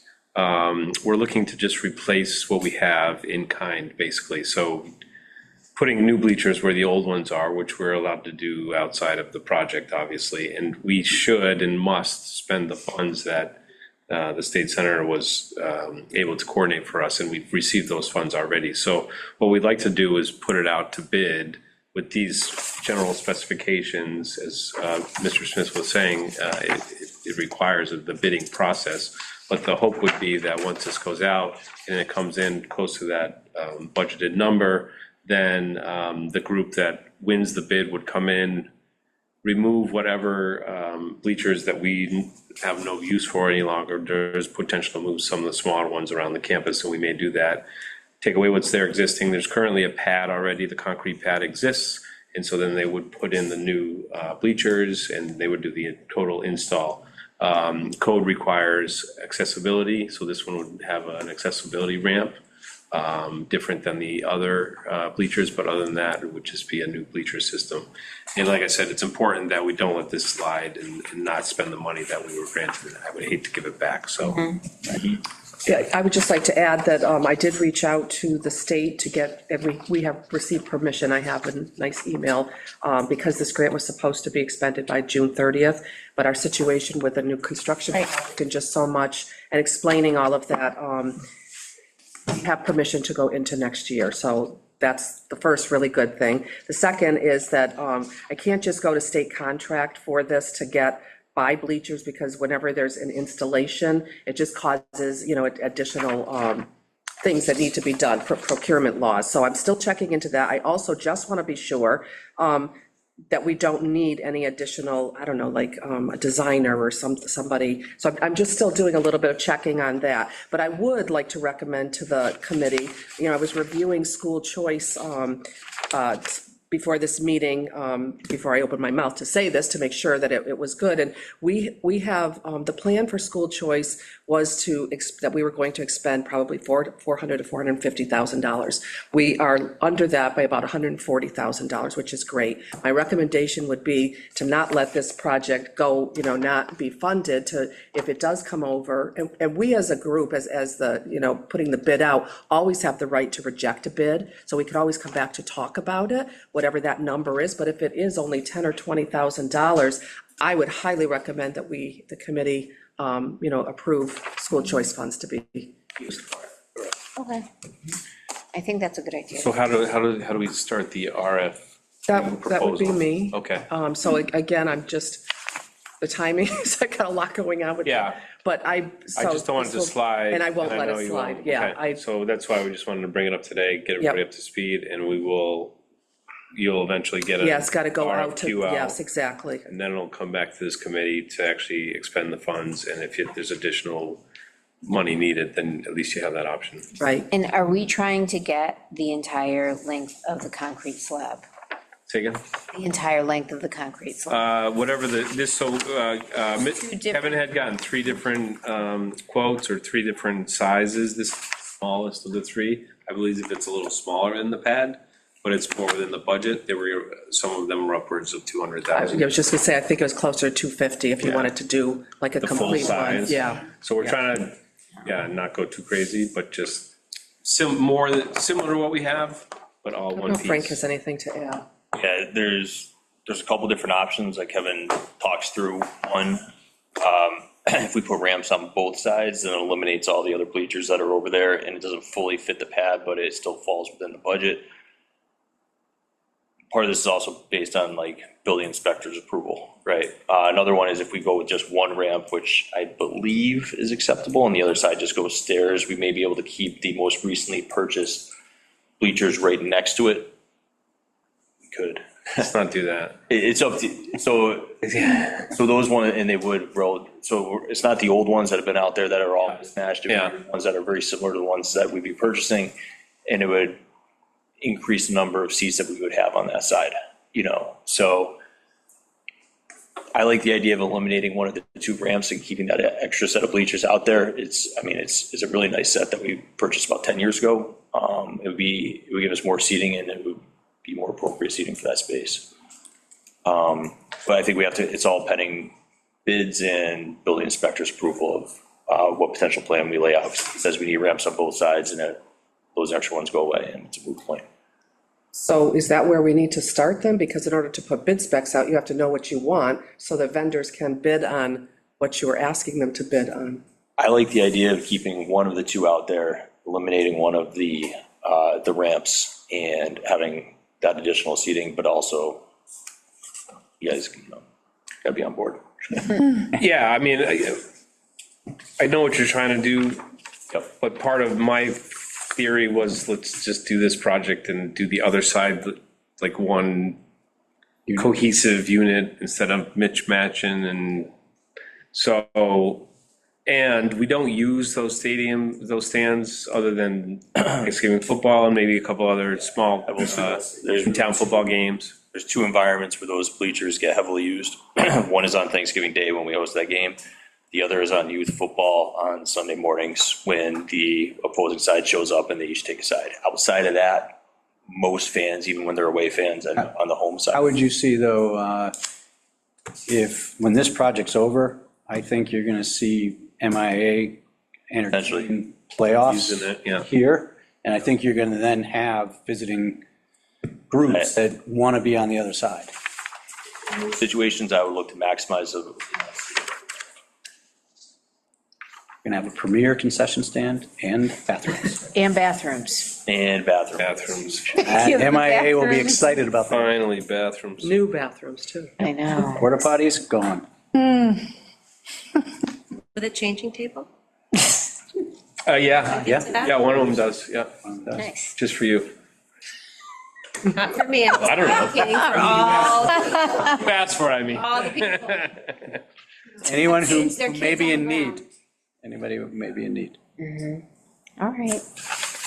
So would it make sense to bring the building inspector into this discussion? Absolutely. Maybe. Last time there was bleachers, it was 2016, and Bruce was very involved with the project with us. He was, yep, I remember. It was he and I, but I don't know if he can even help with this. With the extension we have, I don't know if there's an urgency here, but you guys can help. Well, the project should get done. I fully agree. And if we lose sight of it, we'll lose sight of it, and I won't be here to, I know we're not gonna forget I it. just go with it is like, I don't know if you have to decide tonight, if we want to bring the building. Yes, agreed. But you probably want to get something out to bid this summer. Is the concern that they won't Because match? regardless of when the field turf. Like they don't now. I'm sorry. Sorry, because it just seems to me like we're just replacing what we have, which isn't what the original intention was to expand seating, right? No, to replace what we had, because what we have is just mishmashed, and they were looking for a project that was kind of shovel-ready and that fit the budget and just did it. And so that's why we went that direction. That's why I think we should replace what we have and not just, it'll be up to you guys when you decide, but. Yeah, but is it more seating? We don't need more seating, in my opinion, no. We will get more seating with this.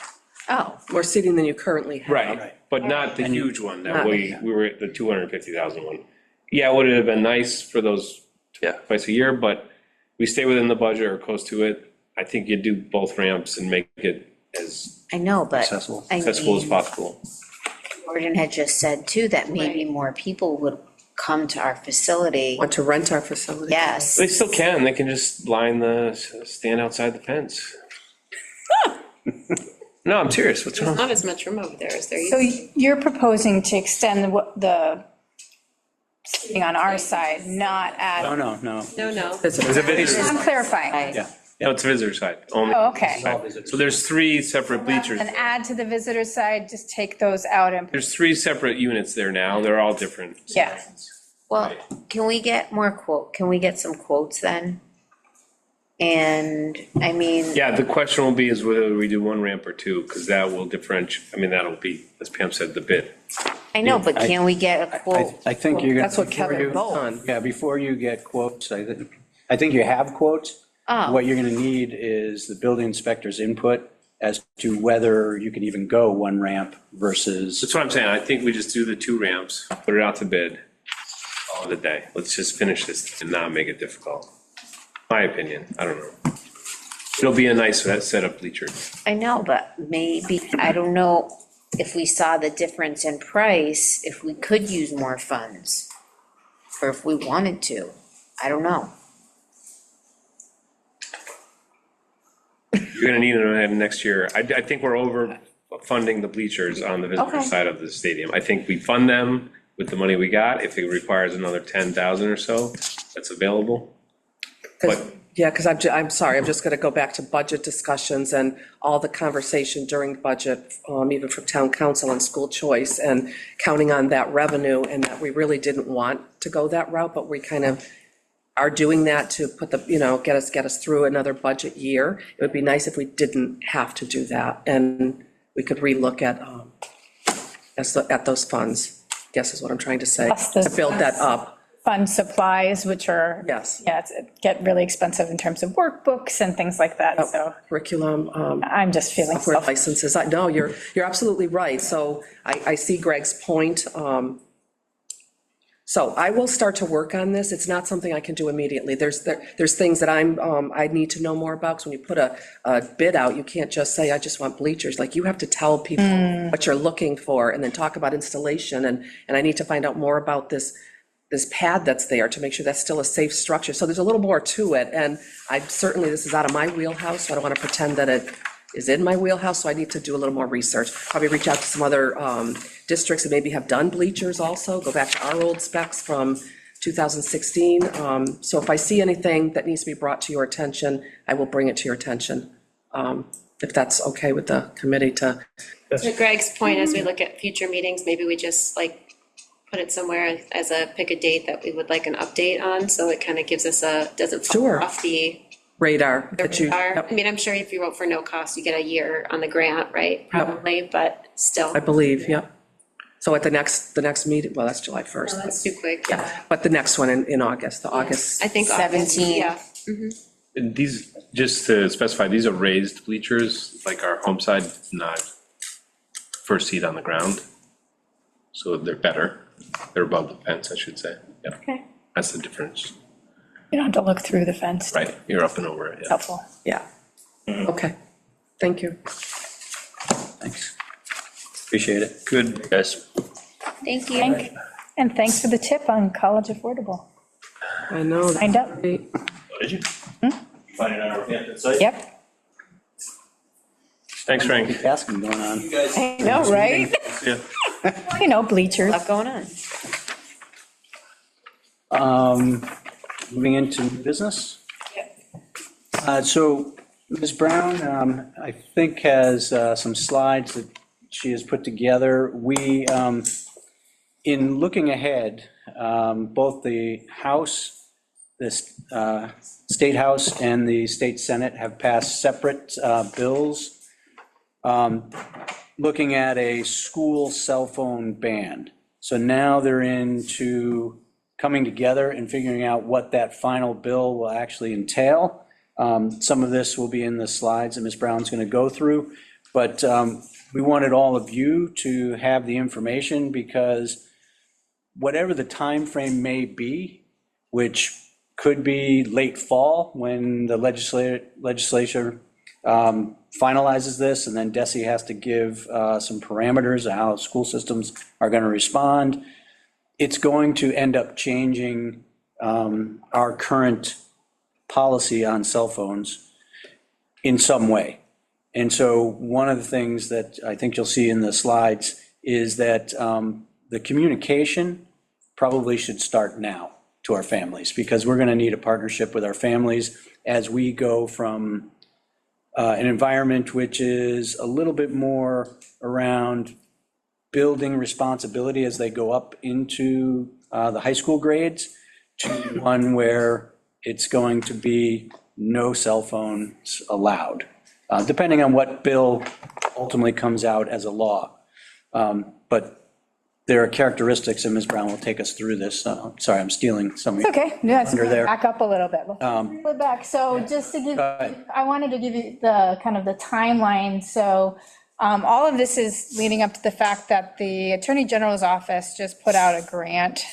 And so I applied for it just to try to get ahead of it because of this timeline. Right. So Governor Healy called for this ban. There were a recommendation for passage. There were 7 bills that were consolidated into one. Senate passed it, required phone-free policies by 2026. The House prepared a broader bill, so they're adding youth and social media restrictions. The House passed theirs, so now they have to come together and create a bill that they both agree on. So if if the House is pushing for even more, I'm imagining that the ban is going to happen. So if you could go ahead, please. So they're really pushing for the bell to bell, no phones during the school day, not just during classroom, all school hours. And so we would have to outline, obviously, to parents how they can contact schools and speak with their students, which we have already. And obviously, we have to put into the policies that they're proposing. They have a sample policy, and the AG has a sample policy in their toolkit that kids with medical needs can keep devices. The IEPs we have to honor, and if students have work release or things like that. So there's always exceptions. Do you mind forwarding it again? So this kind of just lets, it's going to take effect at some point, I would imagine, not as quickly as Healy was hoping in terms of the fall, but I did want to get ahead of it. Go ahead. So they were offering $50,000 for the number of students we have, which would just be secondary. And so there's really not a whole lot out there. There's foam pouches, which seem to be the best, and then some other different solutions. So what they seem to be pushing for are these foam pouches. And so the 50,000 would be more than enough to get us the pouches plus backups, plus the professional development and implementation support. And then going forward, I learned that these are no longer rental.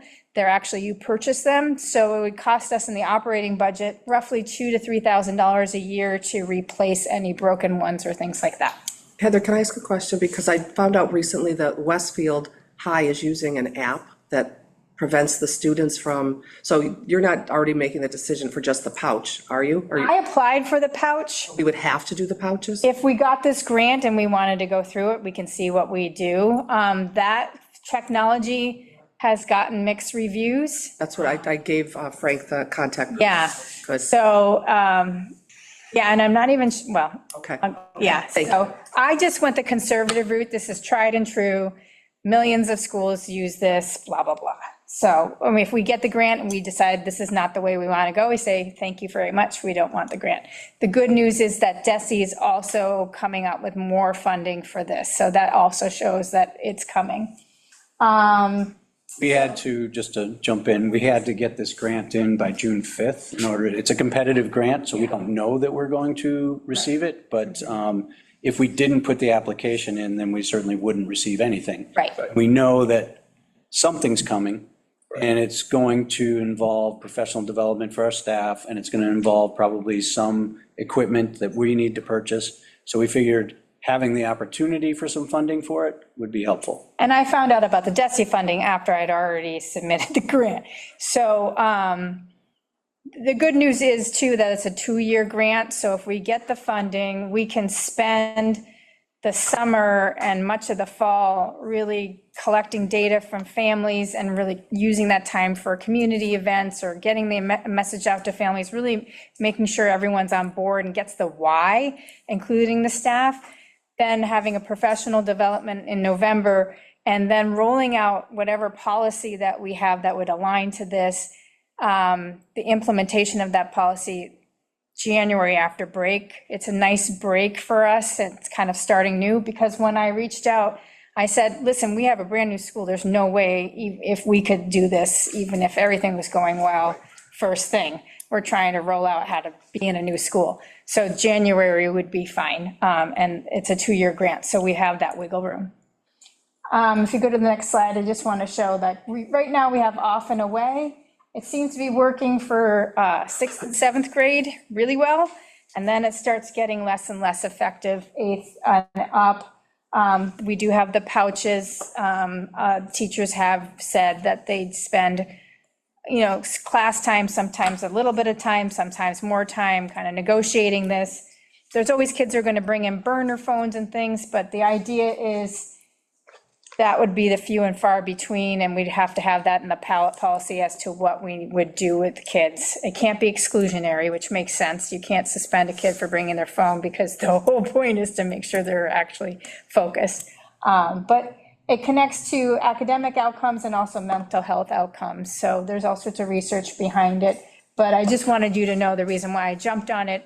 I obviously asked Gordon for his permission, but I didn't want to lose the opportunity since it was competitive. Have other districts found success with the pouches? It seems like it. I don't know about here. I did not reach out to Chicopee because again, I was just like, I got to get this done. Springfield High School's using them as well. Yeah. They seem to have. Nationwide.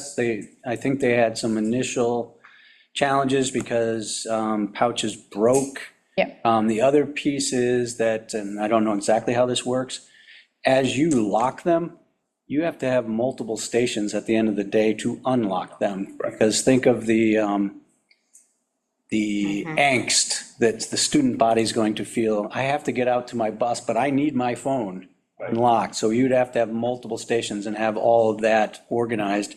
That's where the professional development comes in. That's, And what I heard from Yonder, and of course Yonder, they're the salespeople, but it seems like the end of the day is actually they've figured out ways to make it much smoother and self-service. It's the beginning that takes a while, and that is, in the beginning it takes longer. I do want to tell you about Brockton High. The good news is that we're going to have limited entry points with the new high school. So they'll come to a central location. So that was one of the things that they were excited about for us, because when we're trying to manage kids coming in from all different places, it can be hard. Brockton High School's,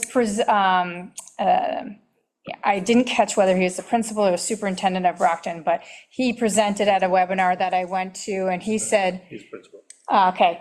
but it's almost like superintendent. Yeah, right? So he said he's never seen more Uno games at lunch, that it's just really improved, lots of different things, but what he's most excited about was the social interaction between kiddos. Good.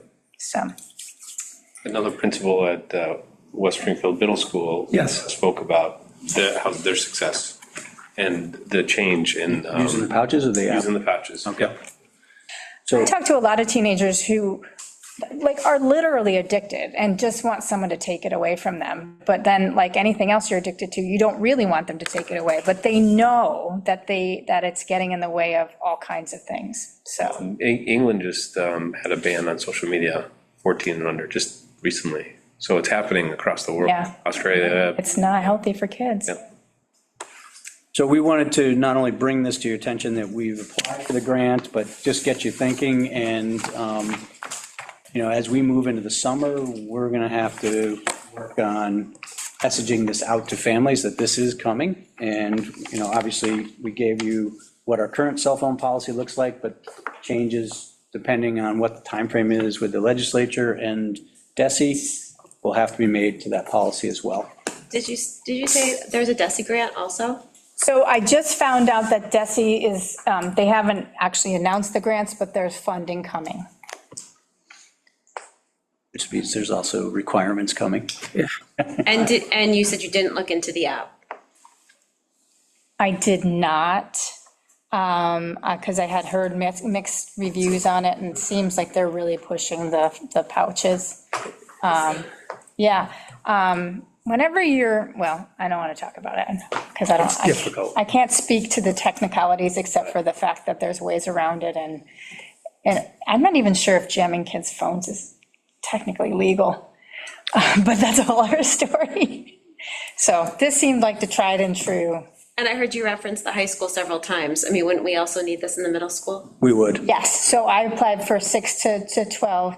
What I was saying is sixth grade and seventh grade tend to be very compliant.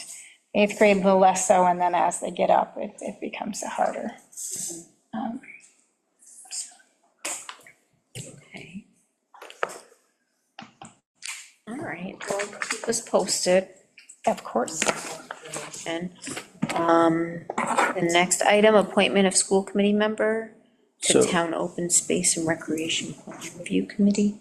So the East Long Meadow as a town is now reviewing their open space and recreation plan that they currently have on file with the state. They use the Pioneer Valley Planning Association for guidance on this. So they have to have a committee. The last time the committee was activated.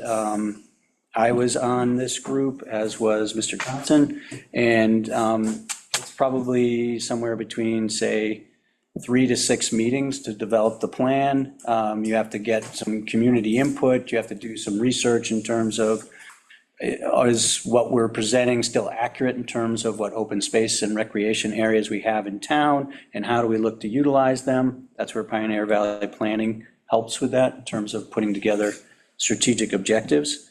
However, the superintendent, they do need certain members to be on this committee. So the superintendent of schools needs to be on it, the rec director needs to be on it, I want to say possibly library. So they will need incoming superintendent to be on it, and they will need a board member or a committee member to be on it. Okay. Is there any interest for anyone to be on it? Well, it depends when they meet.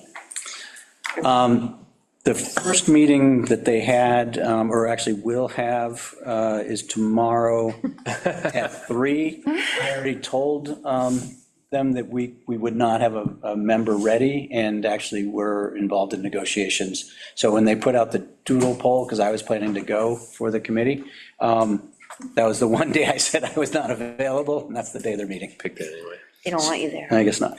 So, so they will advertise. We were outspoken last time as well, maybe that's why. 'Cause what I will say is, it's important as you're going through it to look at things in a cost standpoint. A lot of the things proposed are very expensive, as is everything, but don't necessarily make sense. In particular, one of the ideas was a second soccer field at Heritage, so you know where the soccer field is out back? Yeah. And it's tiered up like this. Well, there was a proposal to put a second field up and behind it now. If you've ever been up and behind it, it's a mountain. I remember. So they'll have to cut in and build terraces to get to it. Never mind, parking is nowhere near it. And the cost would be well over $1 million for a grass field that you really have little accessibility. So I'm just saying, things like that sound good on paper. Oh, yes, let's add a second soccer field, but it was a very expensive and made very little sense as to put it there. I think there's a little push to do it. I'm just saying, keep an eye on those things. Because they also want to do like a gazebo out in the middle of the pond and stuff like that. Just be prepared, that's all. There's money in CPC, which is great. There's grant money, which is great. But some money will come out of the operating budget, I believe, so. Do you want to be on it? I'm no longer going to be a school committee member, otherwise I would. Give it to Sarah. I would say 3 o'clock will be hard for me. I mean, I think they'll have another doodle poll to see when meetings can happen after this. That was just their kickoff meeting, which is taking place tomorrow. But we used to meet, well, actually, we did meet around 2. Yeah, it was an afternoon meeting, which is challenging. Well, that leaves a lot of us out. It does. Yeah. I mean, the superintendent might be going to more of these meetings than both members, but they do like to have, I think they need to have a school committee member appointed to it. Okay. Is this something that we could do on our, the reorganization meeting? You can. I think they would Because- like an answer sooner rather than. Would we have more information as to when they're going to have their meetings and what time? Because I think that seems. That matters, yeah. Yeah. I mean, maybe the feedback can be, we're gonna have reorg in July and, Have later meetings. right, the current makeup of the committee. Yeah. Feedback is Okay. 3 o'clock would. I'll ask, after they go 2 o'clock. through their meeting, Cool. when they feel these future meetings are, and then we will have a member forum by the reorg meeting. Okay. Okay. Before Gordon Thank goes you. on, I just want to make sure that I let you know that there's no funding in DESI yet. It's a proposal making appropriations for the fiscal year, and it's been enacted and laid before the governor. So there's a proposal to get money in the budget for DESI to be able to give grants. I didn't want to think that the grants are available. They're not. That's it. Okay, Nice. See what in my. good update. Next item, 4th of July parade. So this, I don't know if we voted on, I forget if we voted on this in the past, but the school committee has always participated in this, as well as the superintendent. Other folks are welcome to march if they're interested in marching, also at the table. Talking to you, Pam and Heather. Heather? I am out of town, sorry. Oh, how convenient. Oh. I do, we always have. No, I'm okay. I know. I wanted to bring all the information to your attention. I did submit on your behalf, thinking that this would be a positive vote, that, to let them know that the school committee will be marching in this. Yes. Yes, we are. Okay. We're excited. It is a fun event. Yeah, it is. Fun event every year. Okay, so I did fill out the form, and I will follow up with Ryan Quimby tomorrow. Do we have to let him know that there's a vehicle? I did say that there was a vehicle, but I will Okay. follow up. On the form, I said Or the did you vehicle want with a me trailer. to? Yep. Yeah. Vehicle trailer, yeah. Okay, be there, Let me too. follow up with him. all right. Are you on Are this you committee? driving, Antonella? I'm a marshal. Truck, was it? I show up for the day of. You have like the staff? That's the grand marshal. Oh, yeah. We walk. I am not. I'm sorry. That's George Kingston this year. Our kids? Yeah, Grand marshal, George Oh, Kingston. wow. Yeah, grand marshal. bring all my nieces and nephews. Yeah, he's Well done, deserved. he's Yeah. done a lot for the town. I know how many things he Buttons, done. necklaces. It is fun. Yeah. All right. Next item. So the next item is my summative self-assessment. I won't read all of this to you. A lot of it you've heard in the presentations. Some of the things that you didn't hear, which I'll just bring to your attention, is obviously one of the big ones was continuing to manage us through the high school building project. And thankfully, and that's not a one-person job, obviously, everybody's involved. We're on schedule. We're on budget, we're entertaining, I think Mr. Thompson brought this up in our last meeting, that we're starting to look at some of the things that we only saw as possibilities to add to this project. And now they may come to fruition, which is really exciting. So that's exciting to see. It's going to be an interesting amount of work and sort of organized chaos this week to get everything out of the building, and then shut the power down on Thursday. One that we haven't talked a ton about is we are in the accelerated repair program for replacing the roof at Maple Shade. Those bid documents should be out by the end of June. I'll speak to Collier. I spoke to him last week and it had been delayed. So I'll speak to Colliers, who is our owner project manager, on that this week to see when they're going out. Is that expected to happen this summer? So that will not happen this summer. The earliest they can start, if they had gotten the bid documents out this week, would have been something like August 17th. So it's going to push it out a little bit further. And what they'll do, we had a roof project going on at Meadowbrook while school was in session. We can do it.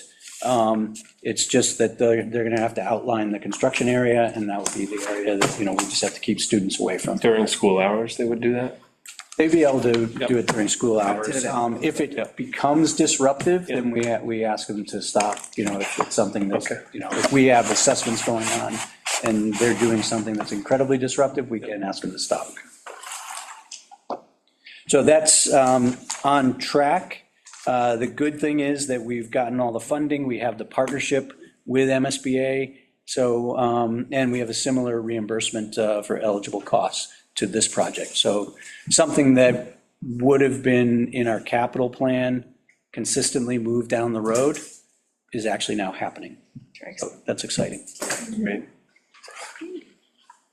Thanks, Gordon. The one thing that we will need to do is finalize this next meeting, if possible, with just however you want to finalize my evaluation, because if you can't carry it over, because I won't be here in October.